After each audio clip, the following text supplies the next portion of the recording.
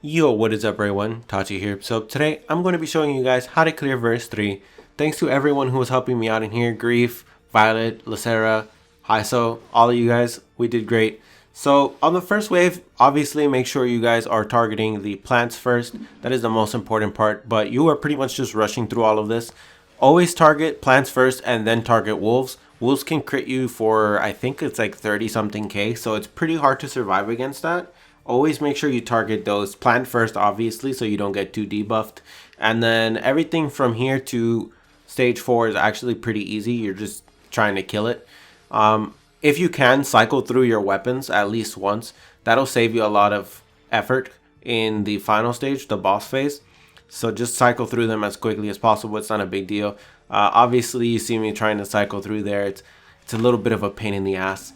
And especially because I have a lot of wind weapons, so I really don't have that many fires, and I would prefer to get rid of them as soon as possible so that when I do reload, you know, I actually don't have that many. Usually, with my luck, I usually don't have too many fires when I do my first reload.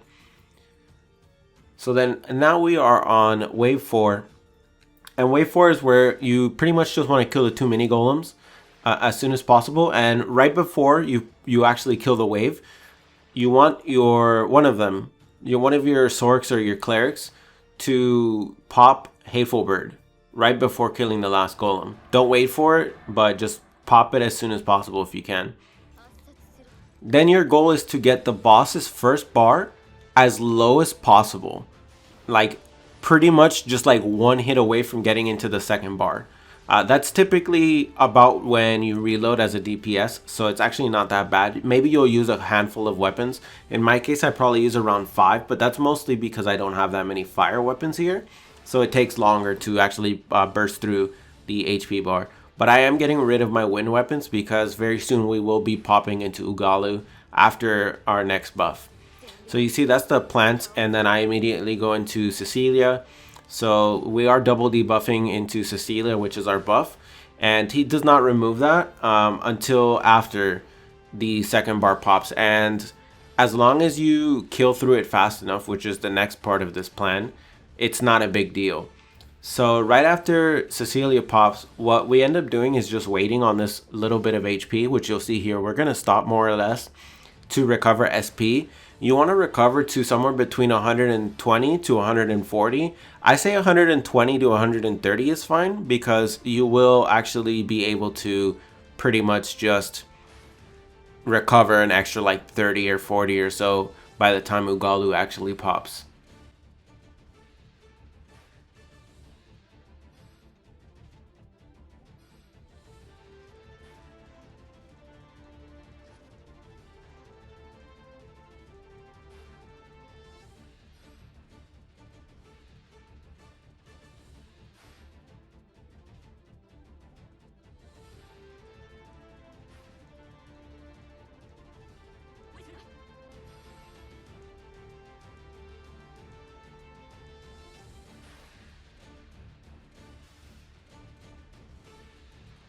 We're going to burst through this HP bar as quickly as possible. You'll see that we burn through it in like 2 or 3 seconds, which is very quick.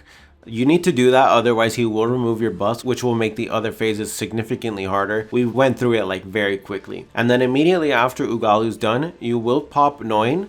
The good thing about Noin is that it increases damage, if I'm not mistaken, with any element, as long as it's against a wind element enemy, right? So it's not a huge deal what weapons you end up keeping. Obviously, I would prefer to keep my L weapons because they do more damage. Unfortunately, in my case, I'm using physical weapons. I don't really have much of a choice with that, guys. I really don't have that many magic weapons, especially if I subtract my water ones. My water ones, I'm pretty sure my water ones only do 1 damage.